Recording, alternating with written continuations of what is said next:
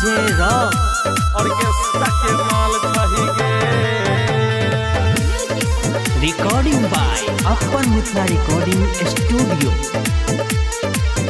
तोरा चाहे छो पवन खेसारी गे, छोड़ी माल छिही तू जाली गे। पटना बिहार में केने कमाल छही गे,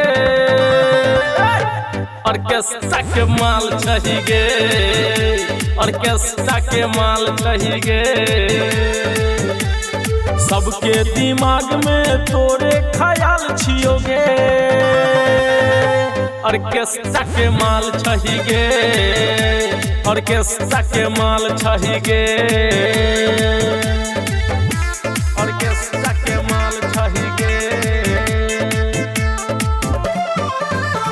ऑर्केस्ट्रा के माल छही गे।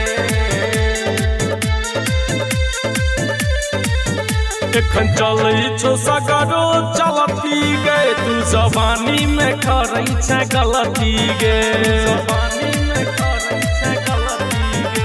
एखन चलै छो सगरो चलती गे, तू जवानी में करै छै गलती गे।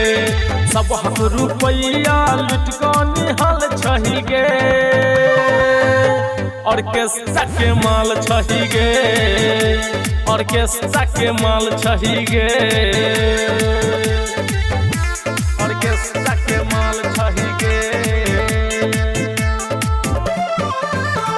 ऑर्केस्ट्रा के माल छही गे। तोहर बाज किछो मजबूरी गे, त कैर देबो सबटा दूरी गे। तोहर बाज किछो मजबूरी गे, त कैर देबो सब दूरी गे। साधु सुधीर विजय कहै छो काल छही गे, ऑर्केस्ट्रा के माल छही गे, ऑर्केस्ट्रा के माल छही गे।